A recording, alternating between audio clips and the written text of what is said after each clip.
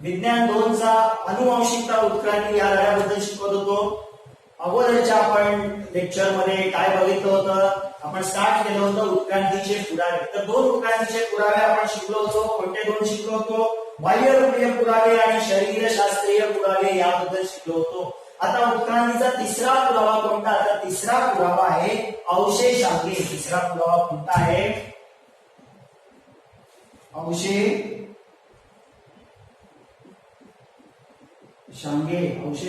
Okay, अवशेष okay आणि अंगी. ओके, म्हणजे आपल्या वेगवेगळ्या भागाचे अंगांचे अवशेष त्याच्याबद्दल इथे आहे. आता हा अवशेषांगे हा जो पार्ट आहे तो महत्वाचा आहे. कधी कधी तुम्हाला तो असा वेगळा पण विचारतात आणि त्याच्यामध्ये कारणेद्या पण असतं. कधी कधी हा 2 किंवा 3 मार्क्सला एक्सप्लेन करायला पण विचारतात तुम्हाला. त्यामुळे हा पार्ट महत्वाचा आहे. उत्क्रांतीच्या सिद्धांताचा हा तिसरा पुरावा आहे, तो आहे अवशेषांगे. आता अवशेषांगे म्हणजे काय ते आपण पहिलं बघूया. तर सजीवांमधील ह्रास पावलेल्या आणि अपूर्ण वाढ झालेल्या निरुपयोगी इंद्रियांना आपल्या शरीरामध्ये काही ह्रास पावलेली इंद्रिय आहे. ओके, नष्ट झाली. ओके, काही अवयव नष्ट झाले किंवा अपूर्ण वाढ झालेली आहे, त्याची पूर्णपणे वाढ झाली ते आहे अवयव पण ते अपूर्ण वाढ झालेल्या स्वरूपात आहे. अशा अवयवांना काय म्हणतात? अवशेषांगे. आता हे प्रत्येक सजीवांमध्ये असू शकतो. आता हे कशामुळे होतं? तर बदलणाऱ्या आणि भिन्न पर्यावरणात जगण्यासाठी सजीवात अचानक नवी बुद्धी, अंग, इंद्रिय उत्पन्न होऊ शकतात. ओके, आता सजीवांमध्ये जे परिवर्तन घडून आलं ते काय अचानक झालं का? नाही, त्याच्यामध्ये हळूहळू घडून आलं. म्हणजे जे वातावरणात होणारा जो बदल आहे त्या बदलाशी जुळवून घेण्यासाठी आपल्या शरीरामध्ये अचानक काही असा बदल घडून येईल का? नाही घडून येईल. ओके, तर काय होतं? पुढे त्यांनी दिलेलं आहे, एका विशिष्ट परिस्थितीत शरीरातील एखादी रचना उपयुक्त असते परंतु भिन्न परिस्थितीत ती निरुपयोगी किंवा हानिकारक ठरते. अशा परिस्थितीत नैसर्गिक निवडीच्या प्रक्रियेने अशी इंद्रिये नाहीशी होण्याच्या मार्गाला लागतात. म्हणजे आपण म्हणू शकतो, इथे आपण उदाहरण घेऊ की पूर्वी आपला पूर्वज कोण आहे? तर माकड. पूर्वीच्या काळात माकडांना शेपटी होती की नाही? ओके, आता आहे का शेपटी? नाही, पण त्या शेपटीचं अंग आपल्या शरीरामध्ये अजून आहे. आपल्याला शेपटी नाहीये पण ती शेपटीचं अंग आपल्यामध्ये अजून आहे. याचाच अर्थ काय? ओके, काय म्हणतात ते? विशिष्ट परिस्थितीत शरीरातील एखादी रचना उपयुक्त असते, म्हणजे त्यावेळेस शेपटी आपल्यासाठी उपयुक्त होते, परंतु भिन्न परिस्थितीत कालांतराने परिस्थिती बदलली आणि तो जो अवयव आहे शेपटी हा आपल्यासाठी काय झाला? निरुपयोगी झाला. त्याचा आपण वापरच करायला नाही लागलो. ओके, अशा परिस्थितीत नैसर्गिक निवडीच्या प्रक्रियेने अशी इंद्रिये नाहीशी होत जातात. म्हणून कालांतराने ही शेपटी नाहीशी होत गेली. हळूहळू ते अवयव हा जीर्ण होत गेला किंवा म्हणू शकतो कमी कमी होत गेला. एखादे निरुपयोगी इंद्रिय नाहीसे होण्यासाठी हजारो वर्ष लागतात आणि हे काय लगेच झालं का? नाही, फार वर्ष लागतात. ओके, तर पुढे त्यांनी काही उदाहरणं दिली. काय उदाहरणं दिली? अशी या नाहीशा होत जाणाऱ्या इंद्रियांच्या वेगवेगळ्या अवस्था निरनिराळ्या प्राण्यांच्या शरीरात दिसतात. एखाद्या सजीवातील असा अवयव त्या सजीवात जरी कार्य करत असला तरी दुसऱ्या सजीवात मात्र तो कार्य करत नसतो. म्हणजे एकच अवयव 2 सजीवांमध्ये असू शकतो. एखाद्या सजीवात तो उपयोगी असू शकतो किंवा दुसऱ्या सजीवात तो निरुपयोगी. म्हणजे आता माकड आहेत की नाही? आहे. त्यांना शक्ती आहे की नाही? आहे. त्यांच्यासाठी उपयोगी आहे, परंतु तीच शक्ती आपल्यामध्ये आहे का? नाही, पण त्या शक्तीच्या रूपातले एक अंग आपल्यामध्ये आहे ज्याला माकड हाड असं म्हणतात, जे आपल्या एकदम पाठीच्या कण्याच्या एकदम खाली असतं. ओके, बरोबर पाठीच्या एकदम असं खाली. ओके, त्या माकड हाड, त्या शक्तीचं रूपांतर माकड हाडामध्ये झालेलं आहे. हे मात्र आपल्यामध्ये आहे. माकडांमध्ये ती काय आहे? शेपटी आहे, ती त्यांच्यामध्ये उपयोगी आहे, पण आपल्यामध्ये ते माकड हाड उपयोगी आहे का? आपल्याला नाही, ते आपल्याला उपयोगाचं नाही. परंतु आपल्याला ते काढून टाकू शकतो का? नाही, आपण काढून टाकू शकतो. ओके, हे अवयव कार्य करत असतो तर दुसऱ्या सजीवात ते काय असतं? अवशेषांगे. म्हणजे आपल्यासाठी तो काय आहे? एक अवशेषच आहे. ओके, अवशेष रूपी अंग आहे. ओके, तर त्यांनी काही उदाहरण दिले आहे. मानवाला निरुपयोगी असणारे आंत्रपुच्छ हे रवंथ करणाऱ्या प्राण्यांसाठी उपयुक्त कार्यक्षम आहे. ओके, आंत्रपुच्छ म्हणजे काय? मोठ्या आतड्याचा एक भाग. तुम्ही जर पेज नंबर 5 वर तुम्ही जर बघितला तर तिथे एक दाखवलंय आंत्रपुच्छ काय असतं? मोठ्या आतड्याचा एक भाग तो आंत्रपुच्छ. आता या आंत्रपुच्छाचा उपयोग कशासाठी? तर पूर्वीच्या काळात जे काही जेवढे सजीव होते, प्राणी होते, ते काय करायचे? कच्चे अन्न खायचे. कच्च्या अन्नामध्ये सेल्युलोज नावाचा घटक असतो, त्याचं पचन करण्यासाठी या आंत्रपुच्छाची गरज असते. ओके, कशाची गरज असते? आंत्रपुच्छाची गरज असते. परंतु आता आपण जास्त कच्चं अन्न खातो का? नाही, खूप सारं अन्न हे आपण शिजवूनच खातो. मग या आंत्रपुच्छाची आपल्याला गरज आहे का? नाही. परंतु त्या आंत्रपुच्छ आपल्या शरीरामध्ये तसंच आहे, ते त्याला आपण काढून टाकू शकत नाही. ओके, जर आकार वाढत गेला तर त्याचं दुखणं आपल्याला वाढत जातं, मग ते आपल्याला काढून टाकावं जातं. पण हेच आंत्रपुच्छ कोणासाठी उपयोगी आहे? तर रवंथ करणारे प्राणी. कोण आहे रवंथ करणारे? गाय आहे, बैल आहे, असे बरेचसे प्राणी जे रवंथ करतात त्यांच्यासाठी ते उपयोगाचं आहे. ओके, तसेच मानवाला निरुपयोगी असणारे कानाचे स्नायू, हे बघा, हे कानाचे स्नायू, याची काही गरज आहे का आपल्याला? हे कानाचे स्नायू जर कट केले एखाद्याचे तर त्याला ऐकणं कमी होईल का? नाही. ओके, ऐकायला तर येईलच. ओके, परंतु तेच कानाचे स्नायू माकडांमध्ये उपयोगी असतात. माकड बघा, कान त्याचा हलवत असतो. ओके, तसंच आपल्या शरीरामध्ये असलेलं माकडाळ, त्याचं मी सांगितलं. तसेच अक्कलदाढ ही एकदम आपल्या तोंडाच्या आतमध्ये असते. त्याने आपण चावतो का अन्न? नाही, तर पुढच्या दाढीने चावतो किंवा दातांनी चावतो. मग ती दाढ आपल्यासाठी उपयोगी नसते, तरी देखील आपल्या शरीरात आहे, म्हणजेच ती आपल्यासाठी काय आहे? उपयोगी नाही, तर निरुपयोगी अवयव आहे. तसंच आपल्या अंगावरील केस असते नसते, काही फरक पडणार आहे का? नाही. म्हणजे असे अवयव जे आहेत, जे आपल्या शरीरामध्ये आहेत पण त्याचा आपल्याला उपयोग नाही, त्याला आपण अवशेष अंगे असं म्हणतो. काय म्हणतो त्याला?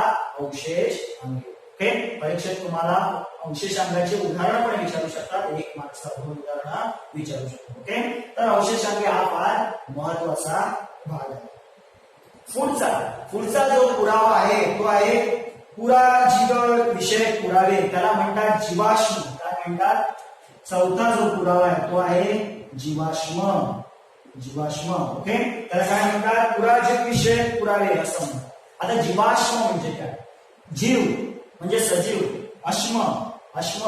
ओके, म्हणजे जे सजीव गाडले गेलेल्या स्वरूपात आपल्याला आता मिळतात, त्यांचे जे अवशेष मिळतात जमिनीखाली, त्याला जीवाश्म असं म्हणतात. काय म्हणतात त्याला? जीवाश्म. ओके, तर आपल्याला माहित असेल की पूर, भूकंप, ज्वालामुखी इत्यादींसारख्या आपत्तीमुळे मोठ्या प्रमाणावर सजीव काय केले जातात? गाडले जातात. कुठचे हे सजीव?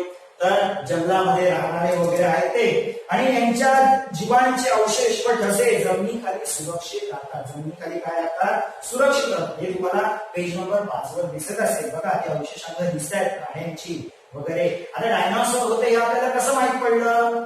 डायनॉसॉर बघायला होतो का आपण? नाही, पण त्यांची अवशेषांगे सापडली, त्याच्यावरून आपल्याला कळलं की अशा प्रकारचे काही प्राणी होते. ओके, पुढे, आणि ह्याच अवशेषांना, ठस्यांना, अवशेषांना काय म्हणतात? जीवाश्म असं म्हणतात. आणि जीवाश्म चा अभ्यास करणं हे फार महत्वाचं आहे. याच्यावरून आपल्याला कळतं, जीवाश्माच्या अभ्यासावरून काय कळतं?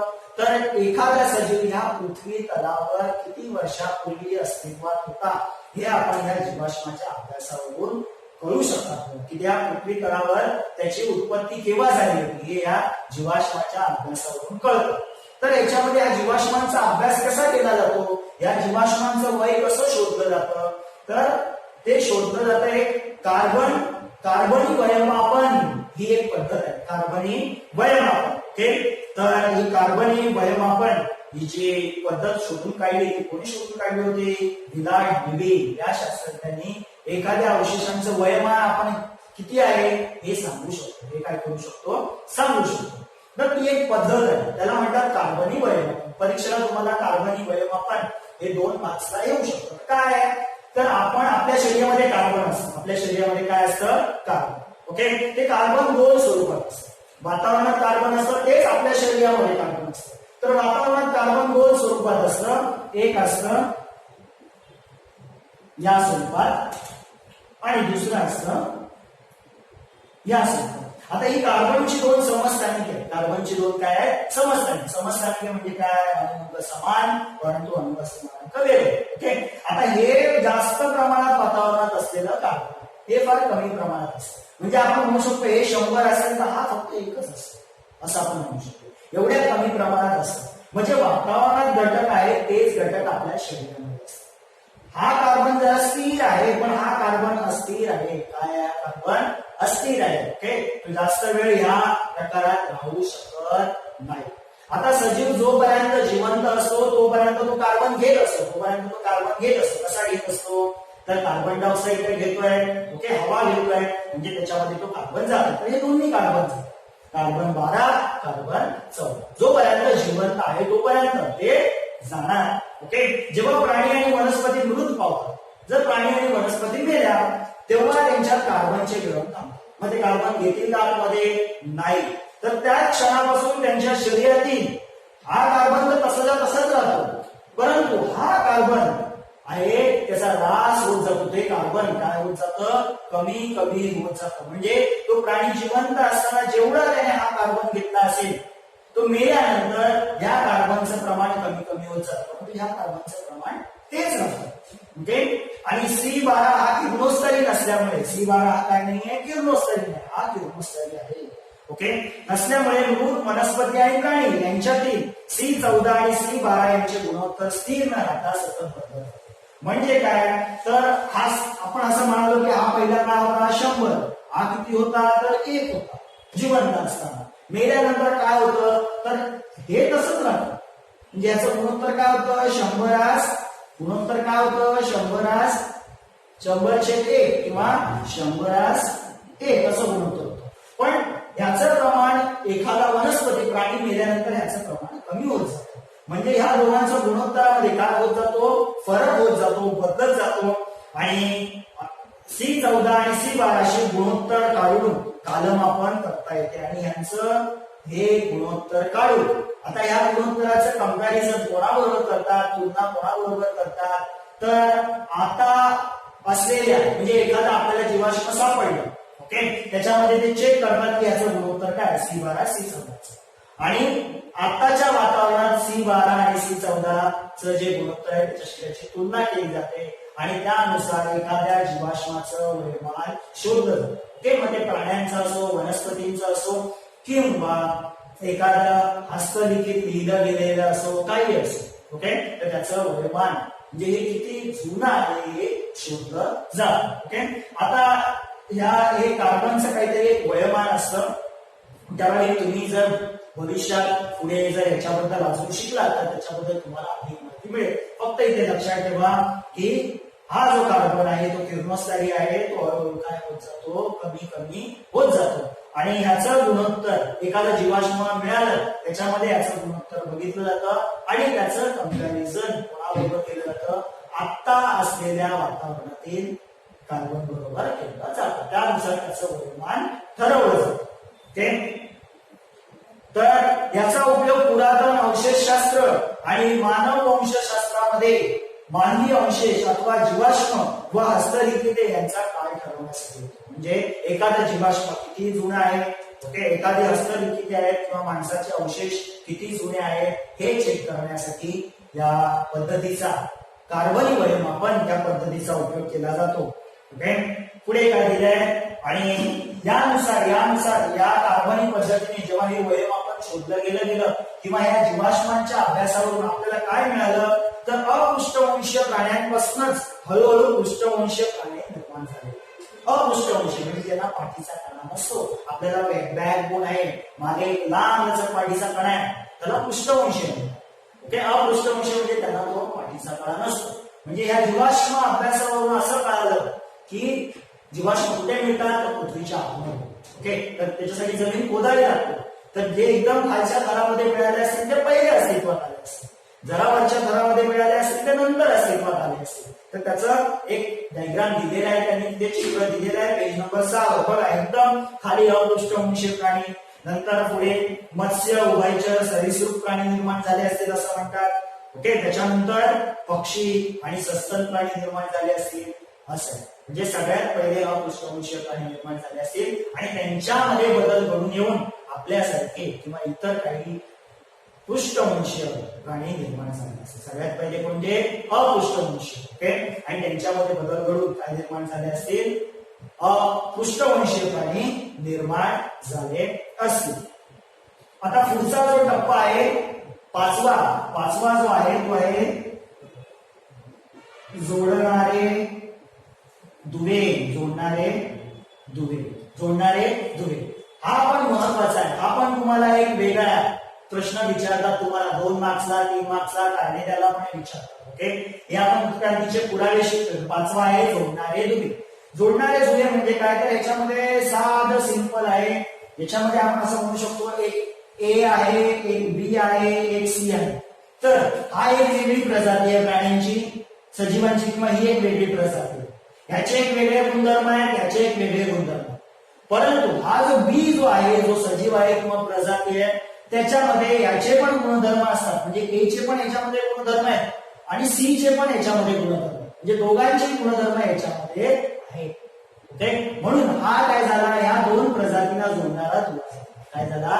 2 याचे पूर्ण वेगळे गुणधर्म, याचे पूर्ण वेगळे गुणधर्म, पण ह्याचे गुणधर्म ह्या दोघांशी साम्य दाखवतात.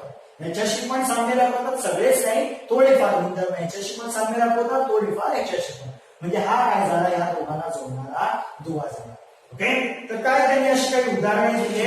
काय उदाहरणे दिले, तर काही वनस्पती आणि प्राण्यांची काही शारीरिक लक्षणे असतात आणि त्यांचा 2 भिन्न गटाशी एक संबंध लागतो, त्याला जोडणारे दुवे असे म्हणतात. तर त्यांनी याच्यामध्ये काही उदाहरण दिले ते तुम्हाला परीक्षेला विचारतात. तर त्याच्यामध्ये तुम्ही जर बघाल तर पेरिपेटस या प्राण्यांचं उदाहरण दिलंय. पेरिपेटस या प्राण्यांमध्ये वलयी प्राण्यांप्रमाणे म्हणजे पेरिपेटस. ओके, हा पेरिपेटस. बी म्हणजे पेरिपेटस, ए म्हणजे वलयी प्राणी. ओके, तो म्हणजे काय, ॲनेलिडा. तो म्हणजे काय, ॲनेलिडा हा वलयी प्राणी आहे. त्याच्याप्रमाणे ॲनेलिडाचं अंग कसं असतं, खंडीभूत असतं, पातळ असतं, त्याचं उपचर्म आणि पार्श्वपादासारखे अवयव असतात. ओके, छोटे पार्श्वपादासारखे अवयव, पायासारखे त्याच्यामध्ये अवयव असतात. कोणामध्ये हे सगळं असतं, ॲनेलिडा, ज्याला आपण ए म्हणतो. ओके, पुढचं काय आहे, तर पुढचं आहे संधिपात प्राणी. पुढचं कोणतं आहे, संधिपात प्राणी, ज्याला आपण काय म्हणतोय, सी म्हणतोय. या प्राण्यांमध्ये श्वसन नलिका आणि खुली रक्ताभिसरण संस्था असते. कोणामध्ये, संधिपात प्राणी. हा कोण आहे, ॲनेलिडा. कोण आहे, ॲनेलिडा, जो वलयी प्राणी. हा कोण आहे, संधिपात प्राणी. आणि हे दोन्ही गुणधर्म कोणामध्ये आहेत, पेरिपेटस मध्ये. कोणामध्ये आहे, पेरिपेटस. म्हणजे पेरिपेटस ह्या ॲनेलिडा आणि संधिपात प्राण्यांना जोडणारा दुवा आहे. तर अजून एक डगबिल म्हणून एक आहे. तर आपण बी म्हणजे आपला डगबिल प्लॅटिपस हा प्राणी सरीसृप प्राणीप्रमाणे अंडी घालतो. सरीसृप प्राणी म्हणजे ए, त्याला आपण सरीसृप. ते काय करतात, अंडी घालतात. ओके, तर दुग्धग्रंथी आणि शरीरावर केस यामध्ये तो सस्तन प्राण्यांशी नाते सांगतो. तर हा सी म्हणजे सस्तन प्राणी, हा सरीसृप, हा सस्तन प्राणी.